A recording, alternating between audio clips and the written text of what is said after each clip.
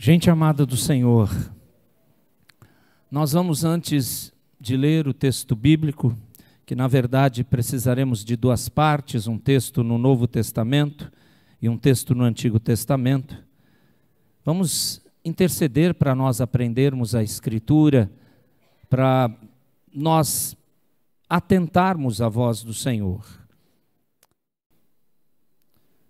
Talvez pareça que as capacidades e dotações de um ou de outro, uma eloquência aqui, uma boa explicação do texto original acolá, isso talvez deixe a igreja como que, olha a desenvoltura, mas graças a Deus, eu louvo a Deus por esse púlpito assim sólido, não transparente, não de acrílico, ou essas novidades que tem por aí. Porque aí os irmãos nunca veem as nossas pernas. E isso é uma bênção. E quando nos apoiamos, pelo menos eu me apoio aqui, é porque o peso da responsabilidade só aumenta. Eu queria que você lembrasse disso, apesar da nossa igreja ser muito madura nesse sentido.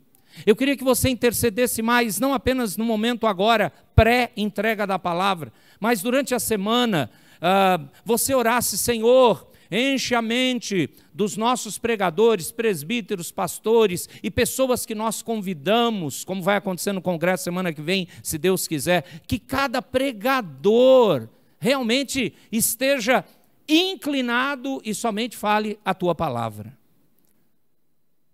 Não ore por menos. Senhor, só queremos ouvir tua voz. Cale a boca do pregador se ele não falar conforme teus oráculos, conforme a tua escritura.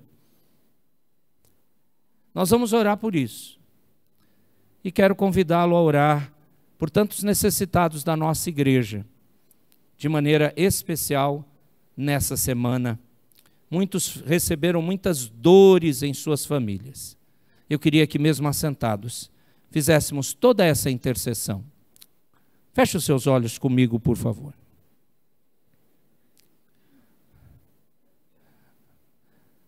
Ó Rei do Universo, tua palavra nos diz que todas as almas são tuas. Tua palavra nos diz que antes mesmo de sermos formados, a substância ainda informe, o Senhor já havia registrado no teu santo livro todos os nossos dias, cada um escrito e determinado antes de um deles ocorrer. Ó Deus bendito, o Senhor é o Deus da vida e o Deus da morte. O Senhor reina absoluto sobre todo o universo e tudo criado e sobre nossas vidas. E louvamos o teu nome por reconhecermos isso. Por isso nós tememos diante de ti.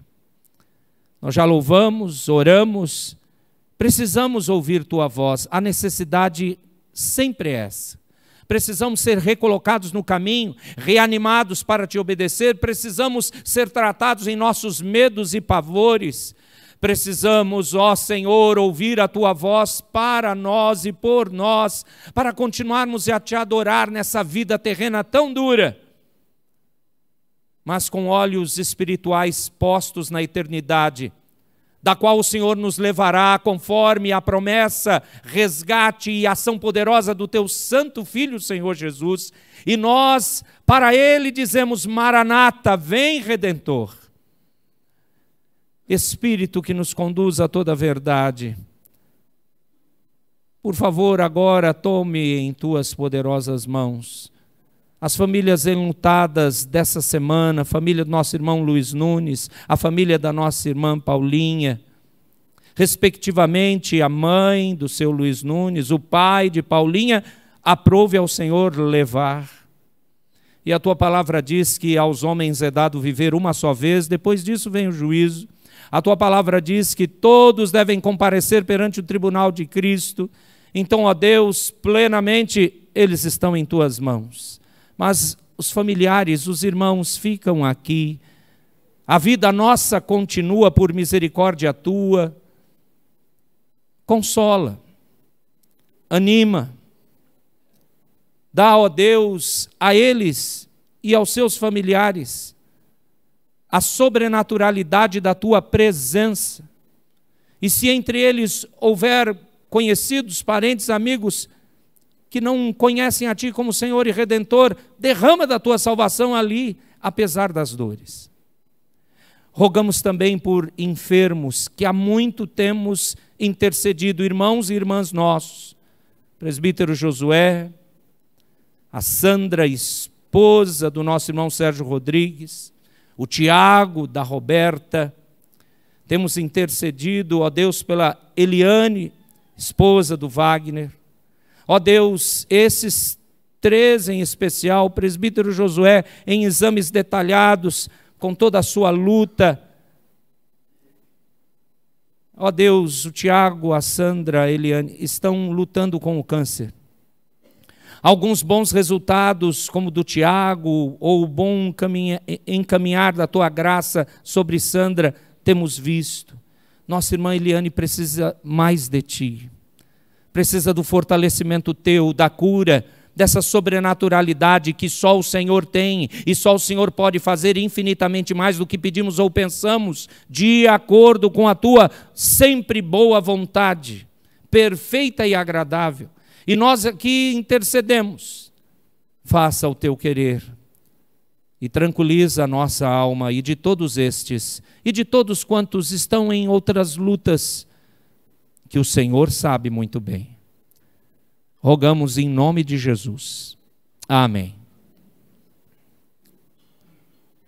Meus irmãos, eu peço que você abra comigo a Escritura Sagrada em primeiro lugar, na carta de Paulo aos Coríntios, primeira carta aos Coríntios, capítulo 15. Esse texto dos versos 33 e 34, eu estou chamando de texto introdutório. Em outras palavras, 1 Coríntios capítulo 15, verso 33 e 34, será o nosso exemplo histórico bíblico no Novo Testamento sobre essa parte que hoje eu quero trazer na mensagem para os irmãos, para todos nós, na nossa série de santidade, que termina hoje, e faço minhas as palavras do presbítero Renato pela manhã. Temos ouvido muito, mas como eu mencionei para ele antes de começarmos o culto matutino, 8 mensagens, é impossível encerrar todo o assunto de santidade ou santificação. Mas o nosso intuito é que aproveitemos para ouvir a voz do Espírito Santo e aprendermos da palavra profundamente e buscarmos santidade. Ouvimos de manhã, essa, além de ser a vontade de Deus, sem ela, a santificação, ninguém o verá. Veja esse fato histórico que ocorreu na igreja de Corinto. 1 Coríntios capítulo 15, verso 33 e 34, diz assim a Escritura: não vos enganeis, as más conversações corrompem os bons costumes. Tornai-vos à sobriedade, como é justo, e não pequeis, porque alguns ainda não têm conhecimento de Deus, e isto digo para a vergonha vossa. Existe um título para essa mensagem a partir desse texto introdutório. O título é o seguinte: qual é a relação entre as pessoas que você se envolve e a sua santidade? Qual é a relação do seu círculo de amizades, talvez mais próximo a você, e a sua santidade? Porque, irmãos, esse texto introdutório aqui envolve uma luta, mais uma crise daquela nossa conhecida igreja do passado, a igreja de Corinto, e uma crise doutrinária. Eles estavam com crise num dos pontos bíblicos que todos os crentes, sem ele, fica difícil de crer. Jesus ressuscitou. E muitos tinham dúvida disso. E o apóstolo Paulo, então, termina aplicando isso. Essas duas falas. E é interessante que ele está usando aqui, o apóstolo Paulo, um provérbio muito popular no mundo antigo da época. Na verdade, essa fala, as más conversações corrompem os bons costumes, foi tirado de uma comédia grega, escrita por Menandro no ano próximo ao ano 300 antes de Cristo. Ele era um grego, alguém traumaturgo, alguém que estava escrevendo dramas nessa época tão longínqua, e o mundo antigo repetia essa parte da comédia. As más conversações corrompem os bons costumes. A sabedoria de Paulo, seu conhecimento eclético, nunca foi escondido na Escritura, ele mesmo fala disso. E ele coloca isso para dizer, no caso dos irmãos de Corinto, o envolvimento com certas más companhias, que estavam trazendo maus ensinos, estavam corrompendo a comunhão deles com Deus, quebrando a igreja, a ponto exatamente de questionar essa que é a doutrina principal, a verdade que dá luz e clareza ao cristianismo. O Senhor Jesus morreu na cruz, mas ao terceiro dia ele ressuscitou. E é isso todo o contexto do capítulo 15 dessa primeira carta. Isso aconteceu. Mas o que Paulo quis aplicar é o seguinte: seja por palavras ou seja por exemplos, os amigos maus são uma influência corruptora para nós. A esperança, no caso aqui dos irmãos de Corinto, nesse assunto que se tornou um problema para eles, a esperança na ressurreição é que santificava e conduzia eles a uma vida verdadeiramente piedosa, e não a corrupção ou a quebra da comunhão, a divisão entre os crentes, a dificuldade e confusão em relação à palavra de Deus. E por isso que Paulo os chama no 34, vocês precisam voltar à realidade ou à sobriedade, como está em nossa tradução. Isso é justo. Não pequem. Porque a verdade é que essa situação está no meio de vocês, porque vocês desconhecem a Deus. Alguns lá na igreja de Corinto não conheciam a Deus, eram de fato uma influência que estava corrompendo os demais, mas não para aqueles que esperavam pela vida na presença de Deus. Alguns resistiam, mas o fato é, o que Paulo está relatando, o que aconteceu em Corinto, é que más conversações, amizades, até de pessoas que se diziam crentes, não estavam auxiliando na santidade daquela igreja.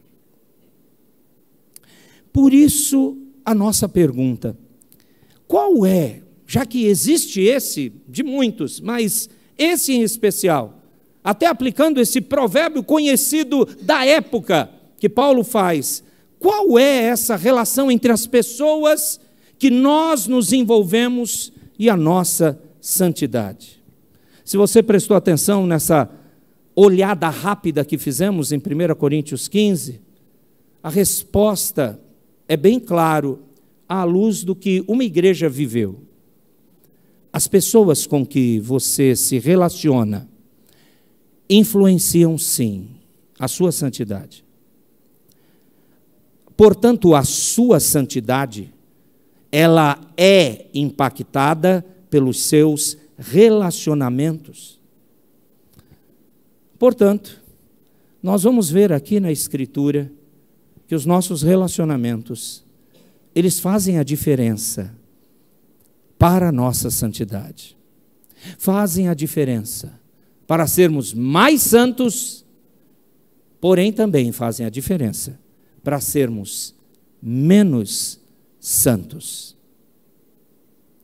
Por isso agora, que eu creio que eu consegui chamar a sua atenção, eu peço que você abra comigo no livro de Provérbios, Provérbios de Salomão, capítulo 27.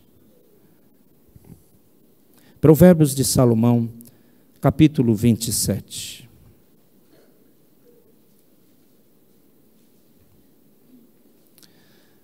Eu quero ler com os amados 3 grupos de versículos. Serão as 3 divisões. O livro de Provérbios tem uma interpretação, uma hermenêutica, dentro da literatura de sabedoria e poesia. No caso de Provérbios é sabedoria, e, portanto, não dá para ler em sequência, há muitos assuntos misturados. Mas eu quero que seus olhos fiquem no capítulo 27, olhando o verso 5 e o verso 6, depois nós vamos para o verso 9 e o verso 10, e por último, apenas o verso 17. Se você quiser marcar esses textos na sua Bíblia ou nas suas anotações, isso vai facilitar você compreender que nós vamos perseguir exatamente isso. As pessoas com que você se relaciona realmente influenciam a sua santidade. E é isso que a Escritura vai nos mostrar. Provérbios capítulo 27. Deixa os seus olhos aí, acompanhe, eu vou ler esses 3 grupos e nós vamos voltar para a divisão de cada um deles. Provérbios 27, verso 5 e 6 diz assim: melhor é a repreensão franca do que o amor encoberto. Leais são as feridas feitas pelo que ama, porém os beijos de quem odeia são enganosos. Verso 9 e 10. Como o óleo e o perfume alegram o coração, assim o amigo encontra doçura no conselho cordial. Não abandones o teu amigo, nem o amigo de teu pai, nem entres na casa de teu irmão no dia da tua adversidade. Mais vale o vizinho perto do que o irmão longe. Verso 17. Vamos ler juntos?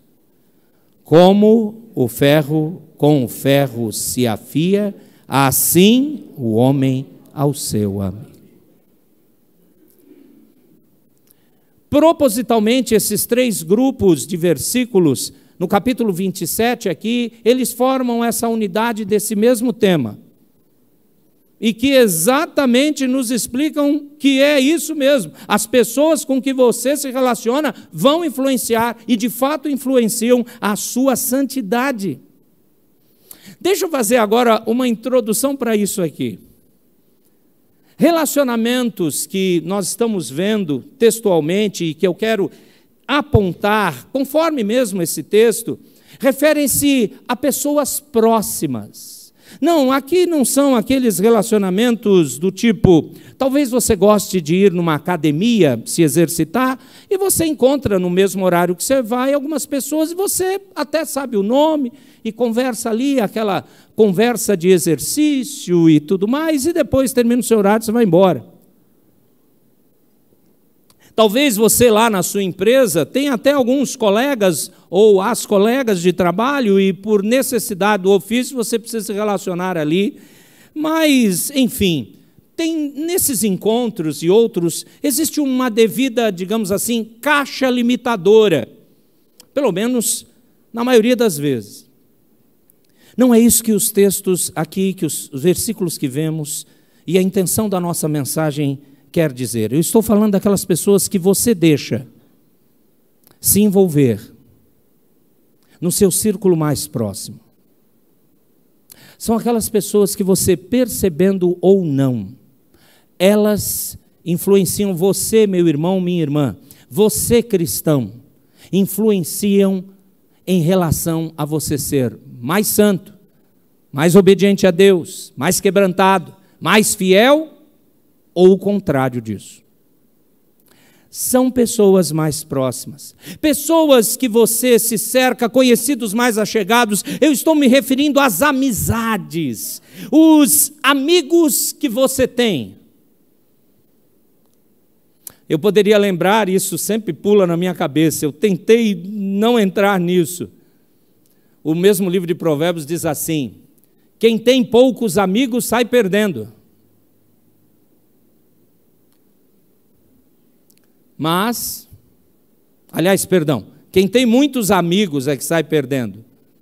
E aí tem o outro texto que diz, na multidão dos conselheiros é que há sabedoria. É muito ou é pouco? Como é que é isso? Depende da situação, do resultado disso. Por isso que o capítulo 27, apesar de vários outros textos dentro do livro de Provérbios, Esses versículos são claros, não há dúvida, são seus amigos, são as pessoas que você se relaciona e ouve, são as pessoas que vira e mexe, são as que mais você tem contato. E eu queria que você pensasse nelas.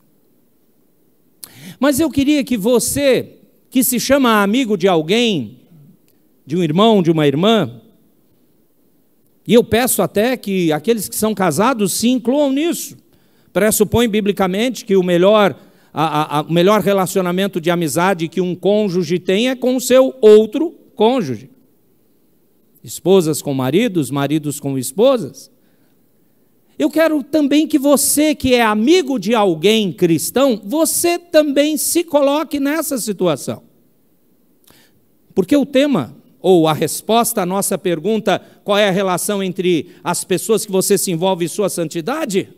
A relação é total. As pessoas com que eu me relaciono vão influenciar minha santidade, vão impactar minha santidade, vão fazer diferença na minha caminhada cristã. Vão. É inevitável. Aliás, é uma das razões de por que o Senhor Jesus recebe o título de cabeça da igreja, que é o seu corpo. Ele não é cabeça de uma pessoa, mas de todos do seu povo. Essa é uma das razões por que ele nos junta em igreja. E por isso eu queria lhes fazer umas perguntas, porque os textos são claros, e eles são tão claros, que as explicações que poderíamos aqui dar, não vão deixar mais claro do que está aqui. Mesmo nós tendo uma distância histórica, do jeito proverbial de Salomão escrever, para então a dinastia do Império de Israel, ainda Reino Unido, mesmo assim fica claro. Pense nos relacionamentos que você tem. Quão bem você recebe as críticas pessoais desse grupo de conhecidos e amigos mais achegados? Como é que você recebe as críticas?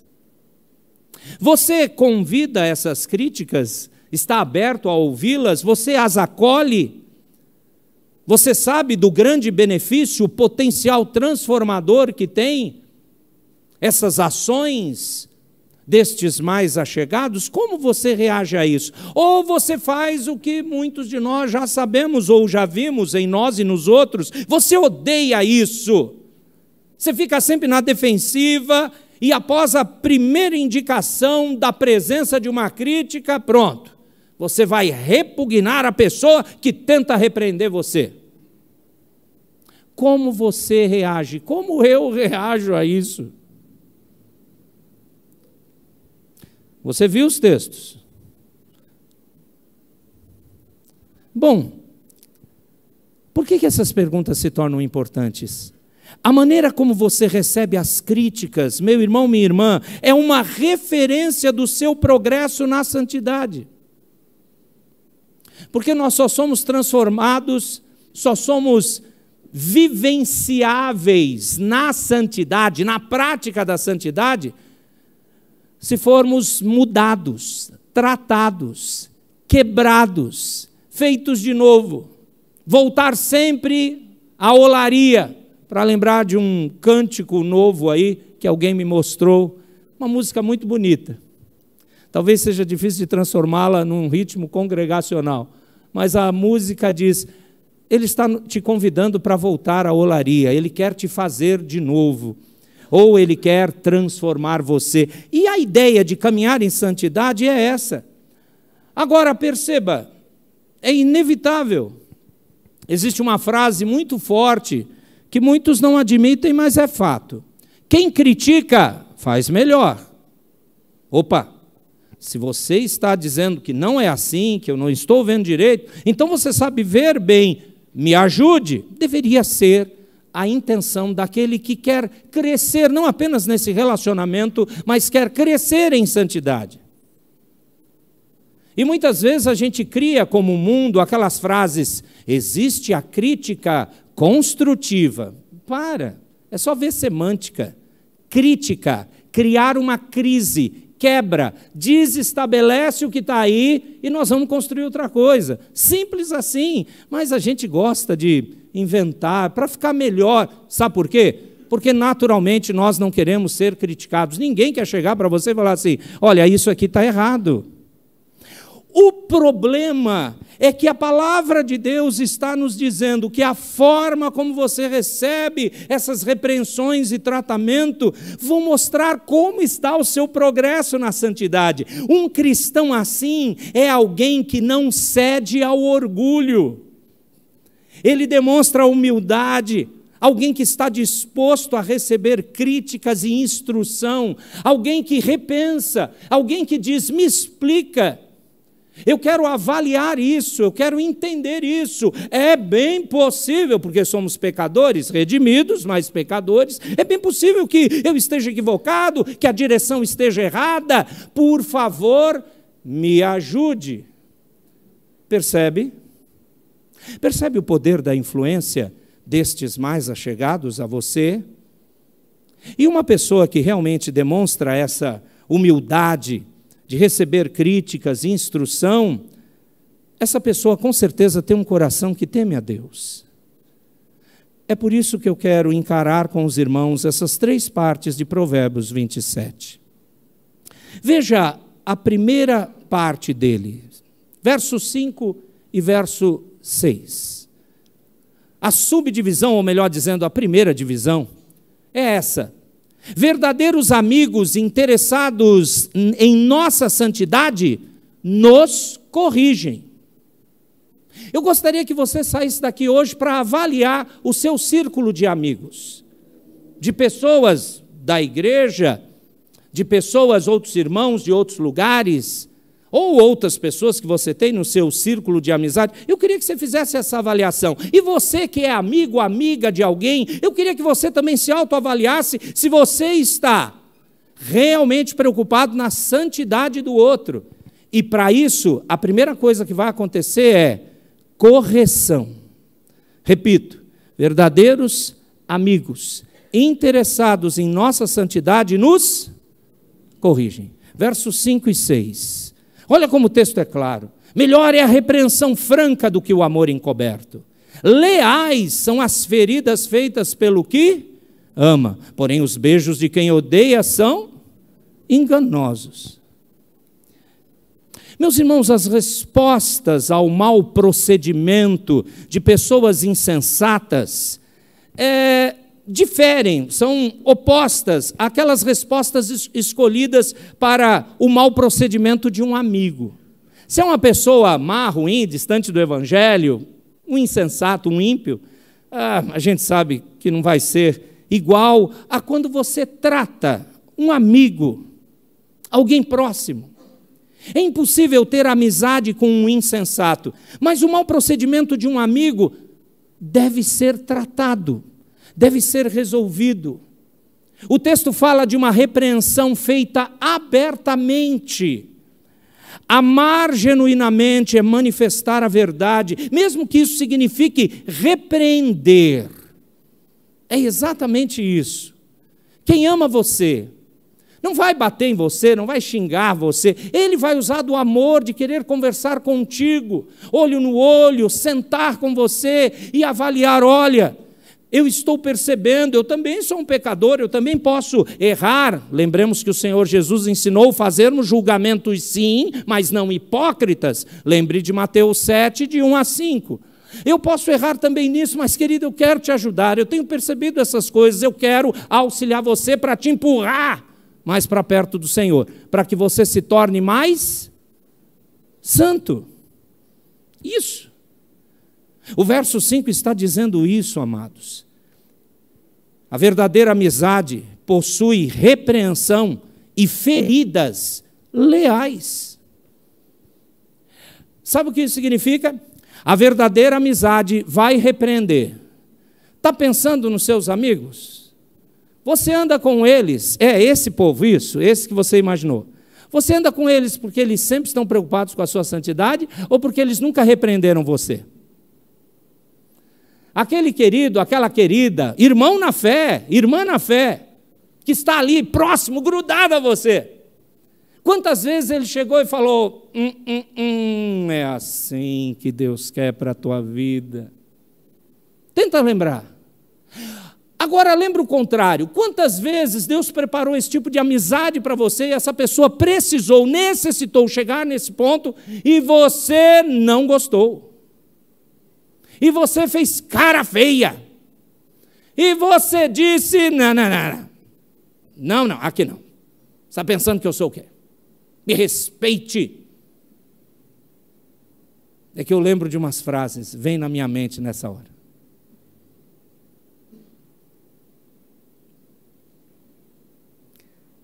Eu queria que você pensasse isso à luz do verso 5. Esse provérbio está bem traduzido no que diz respeito ao original. Veja de novo, ele começa dizendo, melhor é o tipo de provérbio que coloca uma coisa, seja falada ou uma providência, uma atitude, é melhor do que a outra. Então o que ele está falando é digno de prestarmos atenção. Ele está dizendo, falar ou tomar certa providência contra um mau procedimento é para corrigir isso. E fazer isso é algo melhor do que apenas expressar em palavras e atos o amor por uma pessoa querida. De outra forma, um amor verdadeiro, num relacionamento de alguém que quer empurrar você para a santidade, essa pessoa vai tratar você, vai estar preocupado em conduzir você a mais santidade. A repreensão aberta, literalmente, é repreensão revelada, manifesta. Ela é melhor, diz o texto, isto é, tem um benefício para a vida, mais do que qualquer outra coisa. Então, o que eu quero tratar com você é muito importante, diz respeito de você rever os seus posicionamentos, rever a sua prática cristã e poder acertar com Deus e abençoar as pessoas ao seu redor. Eu sou seu amigo, eu sou sua amiga, eu quero que você brilhe em Cristo. E brilhe para Cristo, e brilhe por Cristo. Não, eu não estou criando uma utopia. A Bíblia diz que isso é igreja. Você está lendo aqui. O verso 5 é bem claro. Sabe o que é interessante? O contrário disso, ou como os provérbios se montam nesse livro, a antítese, portanto, de repreensão aberta e mostrar que não faça isso, o contrário é esse amor secreto. O amor, eu amo você, mas eu não demonstro isso tratando você. Então, o contrário do amor aberto é a crítica correta, feita de forma aberta e direta, até mesmo algumas vezes severa, mas permanece sensível, inteiramente preocupada com o bem daquela pessoa que essa repreensão está se dirigindo. Sinceramente, você quer saber quem ama você e está preocupado com a sua eternidade? São pessoas que querem ver você mais obediente. Essas pessoas vão sentar com você, vão olhar nos seus olhos. E quando for necessário, sempre que for necessário, essas pessoas vão repreender você. É nesse sentido, amados. Perceba que o verso 5 está dizendo que esse amor oculto não é melhor, não é a melhor coisa, a melhor atitude a ser feita. Porque exatamente envolve a falta dessa repreensão aberta. Ah, eu amo tanto fulano, para que eu vou falar isso? E ainda muitas vezes nós falamos, eu vou orar por ele, ponto. Como é que você ora numa situação dessa? Senhor, a treta está feia ali, que decisões equivocadas. Senhor, como é que pode? Alguém precisava falar com essa pessoa. Você, irmão, Amigo, amiga, corre lá, pelo amor de Deus. Avisa, senta junto. Eu gosto de alguns queridos que são muito sábios, marcam um cafezinho, um lanche. Vamos comer uma pizza? Eita, me chama. Vamos lá. Aí tal, primeiro você come, tá? Enquanto come é ruim, pode dar indigestão. Primeiro você come tal, e depois, eu queria falar com você. E sabe o que me move? O meu amor por você, porque Cristo te amou primeiro e quer continuar a santificar você. E por isso que eu não posso nivelar por baixo, como se eu não tivesse nenhuma responsabilidade por você. Amados irmãos, me relembrem qual é o título, a palavra que nós nos relacionamos, principalmente quando nos encontramos dentro ou fora da igreja. Qual é o título que nos tratamos um para com o outro? Qual é o nome? Irmão ou irmã. Eu já falei isso até para a dona Cristiane, principalmente quando ela está um pouco nervosa. Oi, irmã, vou orar por ti, é que ela está ali hoje. Ela não vai ouvir na gravação, ela está ao vivo. Amém? Que bênção, glória a Deus. Está morrendo de dor, mas ela disse que ia vir e está aí, o Senhor está sustentando. A gente se trata como irmão. Ei, irmão. Você sabe que a palavra no grego, no hebraico quase, mas no grego é do mesmo útero. Tá certo? Presta atenção. Os nossos laços não foram formados pelo sangue humano. Não temos a mesma mãe ou o mesmo pai terreno, ok? Mas a Bíblia nos ordena sermos chamados de irmãos, porque fomos adotados pela família celestial, pelo Deus eterno, e vamos viver eternamente com Ele. Sabe quando a gente começa a entender isso? Aqui. Essa parte é aqui, no cotidiano terreno das dificuldades humanas.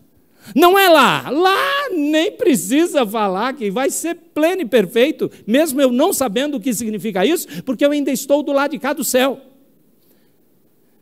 Mas, querido, preste atenção. Melhor é a repreensão franca do que o amor encoberto. A repreensão aberta, quando ela é feita em amor, ela é poderosa. Agora, o amor oculto é impotente.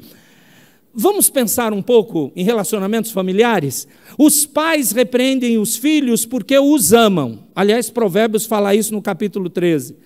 Assim como Deus, no seu amor maravilhoso, Ele dá continuidade ao trabalho dos pais e repreende os seus filhos. Pegue o capítulo 3, por exemplo, de Provérbios. O amor e a correção andam juntos. Se tem amor, vai ter tratamento. Se não tem amor verdadeiro, o que não vai ter? Tratamento, correção. Não vai. Pensa agora, você que diz que ama alguém, tenha certeza, você pode até dizer, mas aquele irmão, pastor, aquela irmã, aquela família, eles não têm problemas. Eu vou mostrar para você alguém muito problemático na nossa igreja. Eu vou falar, presta atenção, está prestando atenção? A pessoa vai levantar a mão, você vai olhar para ela. Sabe quem tem uma grande quantidade de problema nessa igreja? Sabe quem?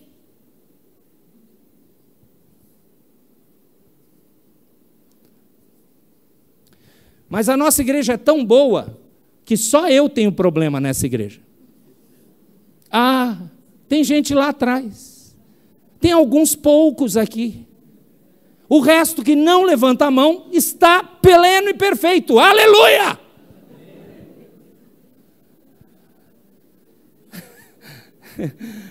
É brincadeira. Todos nós temos problema, por isso Cristo nos salvou. Todos nós precisamos de tratamento, por isso estávamos indo para o inferno. Todos nós temos crises. E nós precisamos uns dos outros. Nós precisamos que o verso 5 aconteça. Olha o verso 6. Leia o verso 6, rapidamente, por favor. Leais.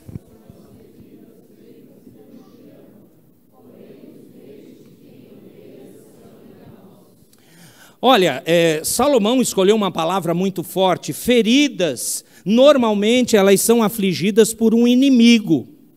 E isso é até um certo padrão em outras partes de Provérbios.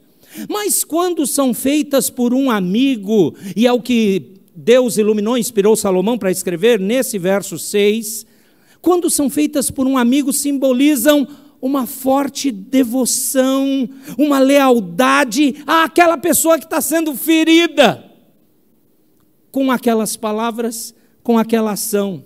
E veja que o verso 6, ela fala de beijos de quem odeia. Dê uma olhadinha rápida aí. Da mesma maneira que beijos, que normalmente são associados a um amigo amoroso, quando são multiplicados por um inimigo, são beijos hipócritas, e estão indicando, estão mostrando o desdém, a infidelidade para com aquele que é beijado por essa pessoa. Por isso que o verso 6 diz: leais são as feridas feitas pelo que ama, porém os beijos de quem odeia são enganosos, mentirosos. As feridas de um amigo são leais. Sabe o que isso significa? Pode-se ter certeza de que expressam e acentuam a sua ligação leal com aquela pessoa amada que está sendo ferida por esse tratamento. As feridas são uma, digamos assim, metáfora, uma ilustração para as palavras dolorosas, palavras que, infelizmente, devem ser ditas numa verdadeira amizade. Qual é o objetivo de fazer isso? Curar o amado, ou restaurar um relacionamento rompido. Meus irmãos, se o indivíduo sabe que aquele que está proferindo as palavras dolorosas o ama de verdade, ele pode estar seguro de que essas palavras têm um único objetivo, visam o bem seu.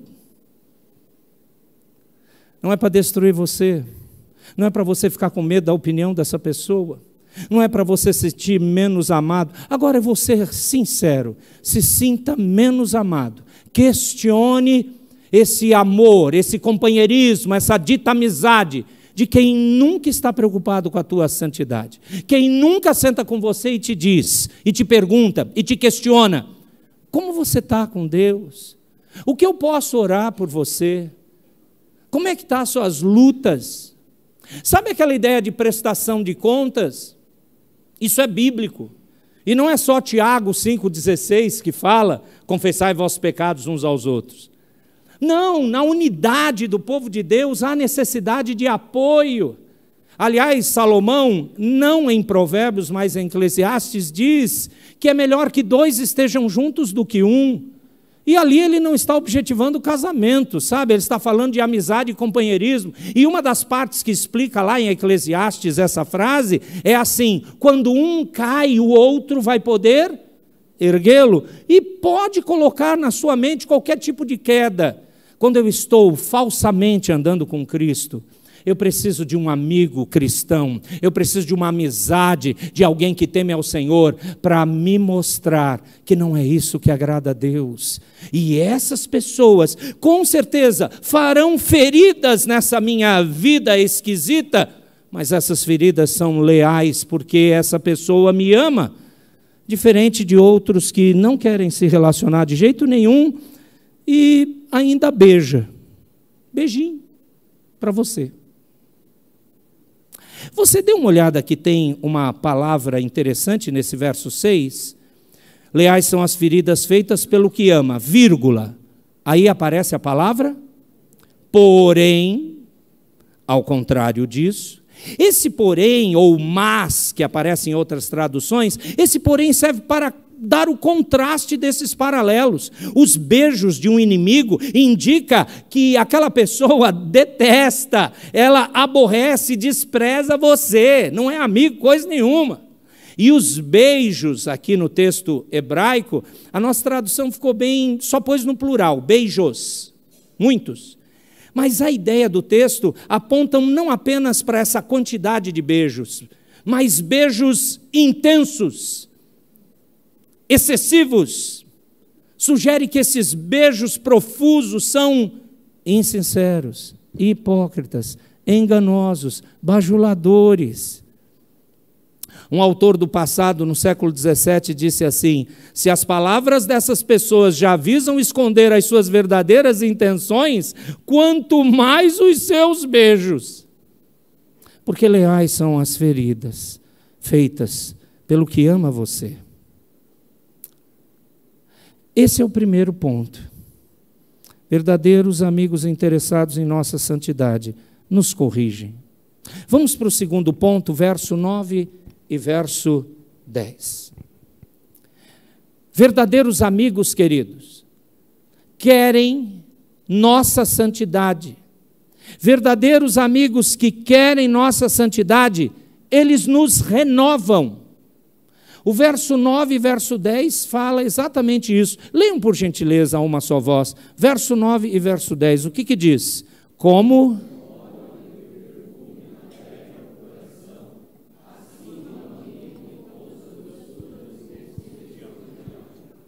não abandones e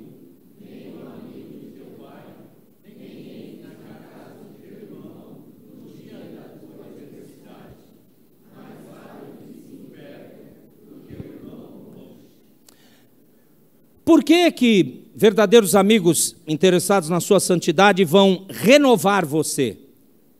A necessidade de um amigo verdadeiro, nós todos temos. O verso 9 diz, a necessidade é que ele vai nos animar.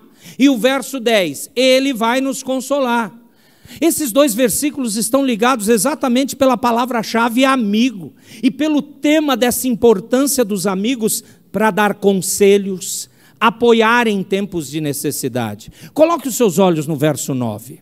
Fique olhando ali. Ele fala de óleo, perfume, que alegram o coração, e isso é comparado ao amigo que encontra doçura no seu conselho cordial, ou o conselho, a fala que ele vai dar, a demonstração de preocupação para com a sua santidade, mostra doçura. Então, vamos fazer uma rápida comparação. Compare o caráter agradável que no Antigo Testamento tinha, do azeite no rosto, era um tratamento estético, até medicinal, e do incenso perfumado. A gente lê aqui a tradução perfume, né? Aí você pensa em quê? Você pensa nesses perfumes caros de hoje? Não, não, não. Era um incenso perfumado. Era para realmente dar um cheiro diferente nas roupas daquele tempo. Bom, compare o agradável azeite no rosto e esse incenso perfumado nas roupas com a doçura de um amigo que dá um conselho zeloso, não indiferente. Ele só não fala, minha opinião é essa. Já ouviram essas frases? Eu penso assim. Para mim, muitas vezes, sou indiferente. Eu posso perguntar, eu vivo morrendo de vontade de fazer isso. Você pensa assim, ok, mas você pensa assim em relação a mim? Como isso pode me ajudar? Eu já fiz isso e sabe qual foi a resposta? Você está ouvindo a resposta? Não, não, eu falei o que eu acho. Querido, seja meu amigo, isso que você acha, como vai me ajudar a me empurrar para a santidade? Como você vai me animar com isso? Por favor, mostre. É exatamente o que esse provérbio, no versículo 9, tem a nos dizer. Tantas as fragrâncias externas quanto o conselho salutar produzem uma sensação de bem-estar. Você já viu isso acontecer? Recentemente eu vi isso acontecer, eu fui testemunha. Um amigo crente sentou junto com outro e disse, ele falou, abriu seu coração, falou das suas lutas, e ele disse, olha, sabe o que está acontecendo? É isso, e você precisa olhar isso aqui, e com certeza Deus vai agir assim, anime-se. Ele terminou com essa frase, e eu estava ali para ver, louvado o nome do Senhor, eu aprendi até como fazer. Aquela pessoa estava sendo esse amigo de conselho cordial, semelhante ao bem-estar, de estar limpo, um bom banho com os nossos perfumes, que talvez você goste, uma roupa limpa, aquele bem-estar. Ah, foi muito bom ouvir isso. Por favor, não confunda Essa parte de ânimo do verso 9 não quer dizer, vamos encobrir seu pecado aqui, não vamos tocar nesse assunto, o passado é passado, águas passadas não movem moinho. Não, não, não. Nós vamos tratar isso. E naquela conversa que eu presenciei, eu vi esse tratamento desse irmão para com o seu amigo achegado. E sabe, queridos, o benefício representado por um amigo é equiparado à doçura, isto é, aquilo que é agradável para a nossa mente. Você se prepara com isso? Eu quero ser um amigo de alguém, de um outro crente. E eu quero, quando eu abrir a boca para falar com ele, sobre ele, eu quero sempre ter algo que ele entenda como doce. Já pensou se você tem aquele amigo que senta com você e ele começa a trilhar as capivaras de acontecimento da vida dos outros? Você sabe fulano? Menino, não te conto. E vai. E aí ficamos horas conversando. Quando olhamos o relógio, nossa, conversar do quê? Houve tratamento mútuo? Não. A gente falou de tudo e de todos. Deixa eu te falar em nome de Jesus. Não ande com pessoa assim, não. Mas antes de você não andar, chegue para essa pessoa e fala, faz isso, querido. Querida, não é assim. Porque hoje você está falando dos outros. Amanhã, eles ou nós vamos falar de você. Porque é uma cultura. E ainda a gente diz, não, deixa eu ficar calado. Calado nada, você vai abrir a boca. Não, nós estamos desesperados na nossa geração, precisando de amigos crentes. Nós estamos precisando entrar na igreja e ver assim, quem vai me ajudar? Porque como nós já provamos nesse culto, todos os que estão sentados, e esse que vos fala, todos temos problemas. E por que Deus nos juntou aqui? Tanta igreja, né, nessa cidade, tanta igreja nesse presbitério, por que nos juntou aqui? Para sermos amigos, para mutuamente nos empurrarmos para a santidade, para nos animarmos. Olha o verso 10, o verso 10 fica meio confuso para algumas pessoas, mas eu quero que você olhe a primeira frase, não abandones o teu amigo. Isso aqui é consolo que ele vai falar, porque é ser fiel a amigos experientes e verdadeiros. Você vai descobrir que a amizade aqui, que envolve até amigos dos nossos pais. Olha, eu fiquei pensando, à luz desse texto, que maravilha se meus filhos ouvirem assim, ou os meus netos. Está vendo aquele irmão, aquela irmã, aquela família de irmãos? Tem amizade com um vovô há décadas. Meus netos podem ouvir isso. Ou os meus filhos, eu conheço. Alguns podem até pôr aquele apelido, é o tio tal. Eu conheço, olha, ele pegou a gente no colo. São amigos. Não estou falando de parente. Quantos você pode dizer isso? São amigos que vêm nos animar a fé. São amigos que vêm nos consolar no meio das nossas necessidades e angústias, porque o verso 10 está falando de luta. Não abandones o teu amigo, nem o amigo de teu pai, nem entres na casa do teu irmão, agora é parente de sangue, quando você tiver com problema. Por quê? Porque mais vale um vizinho perto do que um irmão de sangue longe. Ele está falando de um amigo especial que vem consolar no momento de necessidade. Amados, os laços de sangue podem ser menos confiáveis do que os de uma amizade genuína. E eu já vi isso.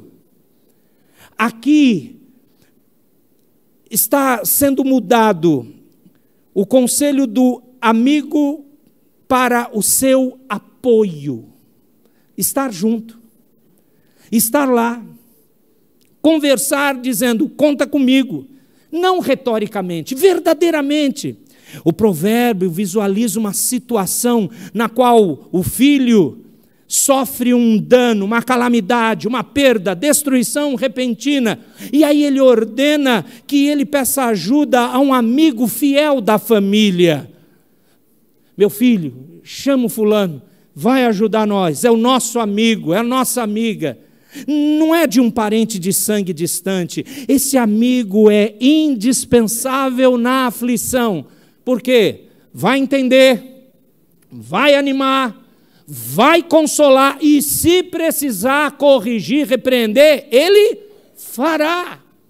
Eu sei que quando aquele querido abrir a boca, não vai falar dele, vai falar do Senhor, vai encher o meu coração daquilo que eu preciso, vai até dizer: está errado, você está pecando, se arrepende agora e eu vou te ajudar. O nome disso é igreja. Igreja. O teu amigo, diz o verso 10. Isso indica uma pessoa, um semelhante, um próximo, bem próximo mesmo, que ajuda no momento da necessidade. Você não tem vergonha de dizer: eu estou mal aqui. Você tem amigo assim, amiga assim? Você pode mostrar quando você não está assim alinhado, quando você não está andando no seu estilo tudo coordenado. É aquele que te vê quando tudo está mal. Você tem alguém que você não tem medo ou receio de abrir o coração, porque vai animar, consolar? Essa é a parte aqui. Vai te renovar. Porque é isso que vai nos levar à santidade.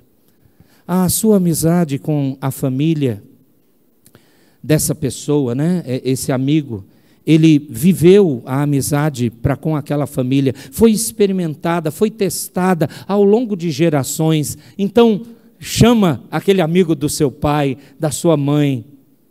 Em resumo, amados, em tempos de crise, o filho deve se voltar para um amigo que se mostrou fiel à família, que mora perto, que está disposto a suprir as suas necessidades, não a um parente que mora longe ou não é emocionalmente acessível. O amigo fiel, o vizinho verdadeiro, permanece mais próximo do que um irmão distante. Por mais que nós, em comunidade, igreja, a gente sempre pergunta: fulano não tem família? A gente deveria repensar isso, porque nós somos uma família, e nós agora nos tornamos a primeira família de todos nós, uma família que tem um rótulo: família da fé. Eu quero terminar com a última parte, é o verso 17. Nós já vimos aí, amados, em primeiro lugar, verdadeiros amigos interessados em nossa santidade nos corrigem, verdadeiros amigos que querem a nossa santidade nos renovam com apoio, com consolo, com ânimo. E o verso 17, verdadeiros amigos são instrumentos de Deus para definitivamente nos... Leia o verso 17 para terminarmos essa mensagem. O que o texto diz?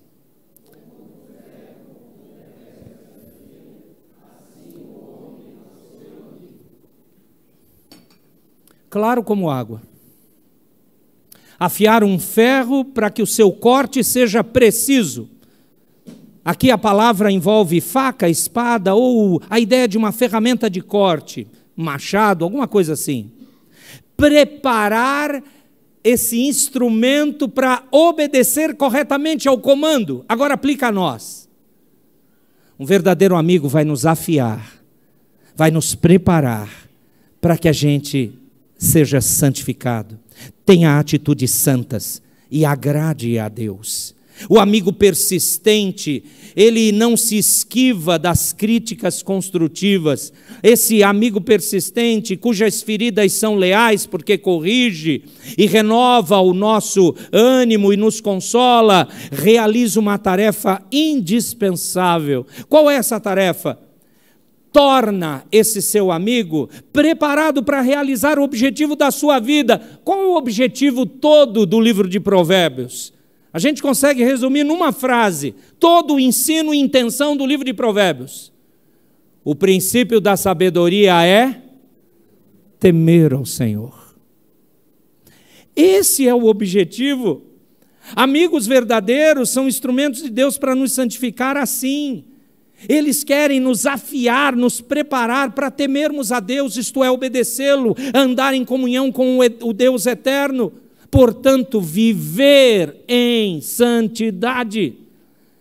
como resultado de se ter um amigo assim firme, um amigo verdadeiro, esse indivíduo vai desenvolver a capacidade de ser bem-sucedido nas suas tarefas, sabe onde vai ter apoio, onde vai ter tratamento e correção, como aquela ferramenta eficaz, e no final vai até agradecer o seu amigo por ter ficado firme como uma rocha, não amolecendo, não deixando de não tratar, ele estava ali, porque o mais importante é ver você perto de Cristo. Aleluia. É esse preparo, amados, essa é a minha última frase, é esse preparo que nos faz caminhar mais perto com o nosso grande amigo. Quem é o grande amigo? Jesus está usando essas pessoas que você deve ser ou escolher para andar, para que você esteja mais perto dele. E por isso, o último texto fala desse amigo. Evangelho de João, capítulo 15, verso 14. O texto diz assim para nós. João 15, 14.